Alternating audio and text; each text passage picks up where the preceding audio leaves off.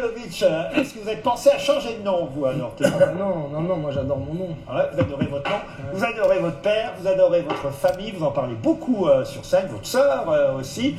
Vous parlez aussi beaucoup de football parce que c'est une de vos passions.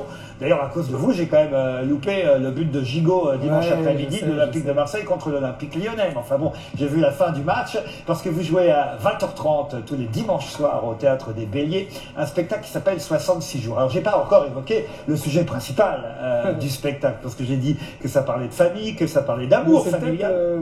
Pour moi, c'est peut-être même ça le centre du spectacle. Ah, bah alors tant mieux, donc j'ai visé juste de football, mais quand même, au départ, ce qui vous a fait monter sur scène pour ce spectacle, parce que vous étiez déjà monté sur scène en tant qu'acteur. Je crois même que vous jouez Don Juan aussi. En ce moment, ouais, je suis au Sganarelle, d'ailleurs, plus précisément. Ouais. Hein, vous jouez Sganarelle. En ce moment, ouais. Où ça? Au Lucernaire. Au Théâtre du Lucernaire.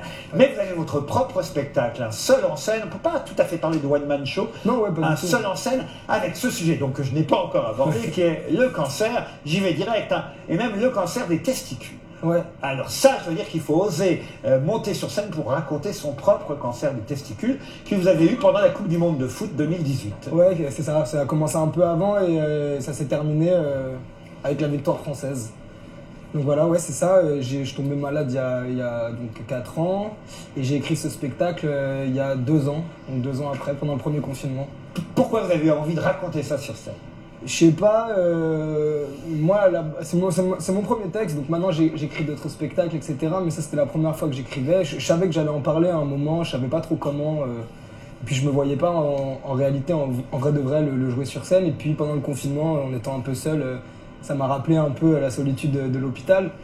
Et je sais pas, il y a des choses qui sont venues, j'ai trouvé un axe, un angle, le parallèle avec le foot qui me parlait bien, les allers-retours, donc j'ai trouvé une dramaturgie que je trouvais assez chouette. Et puis surtout, j'ai trouvé le prisme et le biais de l'humour quoi pour le raconter.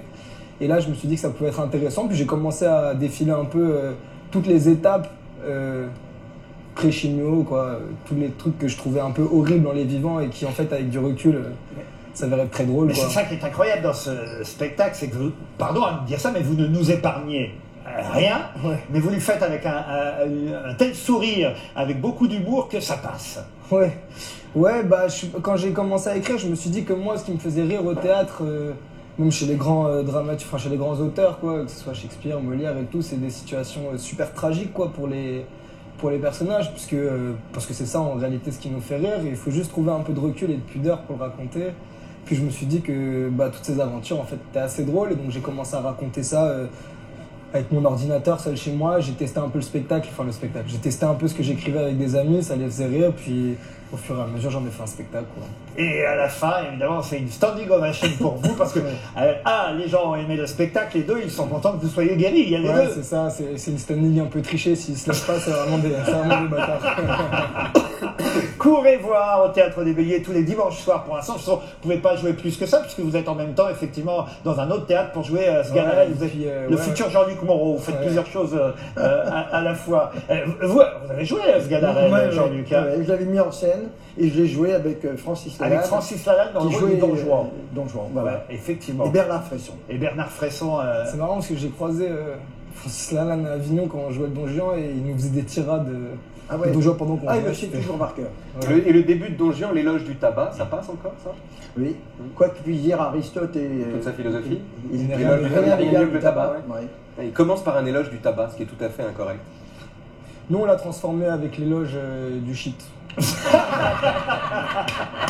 Théo Askolovitch au Théâtre des Béliers, ça s'appelle 66 jours et c'est chaque dimanche soir. Je vais rejoindre la